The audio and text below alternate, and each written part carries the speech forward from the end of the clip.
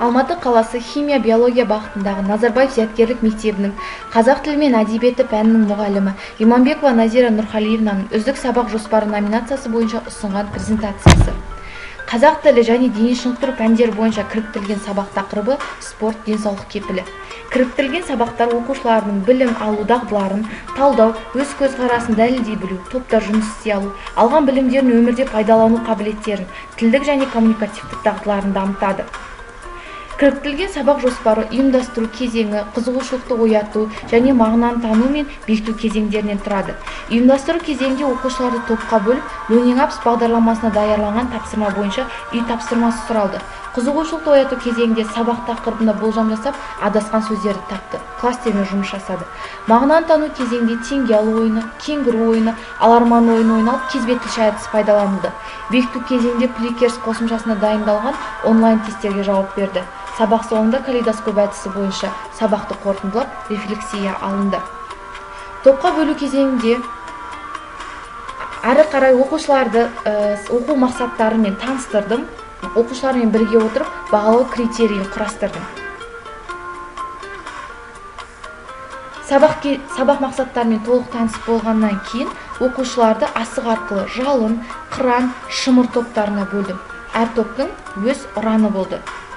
Сергіту сәтінде оқушыларға кім жылдам ойын ұйымдастырдым. Оқушыларды жаңа тақырыпқа деген зейінін, қызығушылығын арттырып, бір сергітіп алдым.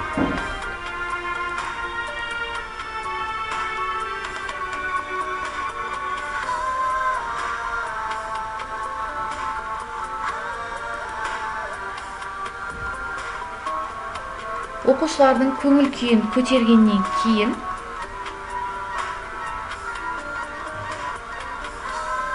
Learning Apps бағдарламасына даярланған спорт мақтаныштары галереясын жинақтау арқылы үй тапсырмасын сұрадым.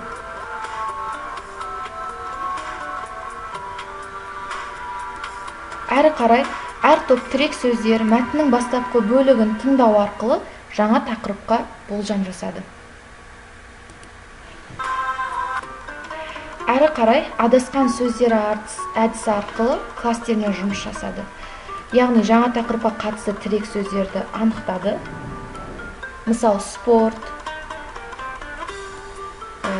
одан кейін зілтемір, ойын деген секілді тірек сөздерді анықтап, жаңа тақырыптың анықтады. Кенгуру ойында әр топ мүшелері екі аяқтың ортасына допты қысып, белгіленген қашықтықты секіріп өтіп, қайта оралды. Оқушылар ойын ережесін және қауіпсіздік техникасын қатаң сақтап, қарсыластарына сыйластық танытты. Теңге алу ойында әрбір топ мүшесі конуста жатқан асықтарды алып, жылдам әкеліп өз топтарына жинады. Аларман ойында оқушылар бірінің белінен бірі ұстап, қарама-қарсы тізбектер құрды. Аларман тізбектің біресе оң жағына, біресе сол жағына шығып, ең соңғы ойыншыны қақшып кетуге тырысты. Мағынаны тану кезеңінде тақырып бойынша диалог құрастыру, сөйлеу этикасының нормаларын білу мақсатында кезбе-тілші әдісін қолдандым. Кезбе-тілші оқушылардан сабақ барысын, тапсырма орындау кезеңін, сабақ кезіндегі көңіл күйлерін сұрақ-жауап арқылы анықтады. Бекіту кезеңінде оқушылардан Plickers сайтында есімдік тақырыбы бойынша даярланған тест сұрақтарына жауап берді. Сол тест жауаптарын сканерлерден өткізу арқылы тексеріп отырдым.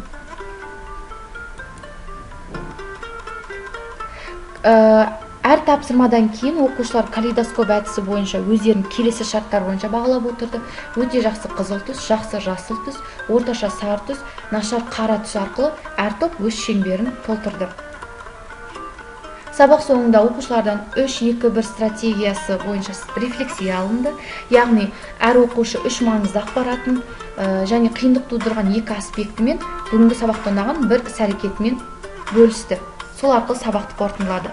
Мұғалім өзінің білімін үздіксіз көтеріп отырғанда ғана мұғалім, ал оқуды, ізденуді тоқтатқан кезде оның мұғалімділігі де жойылады деген Ушинскийдің керемет сөзімен аяқтағым келеді.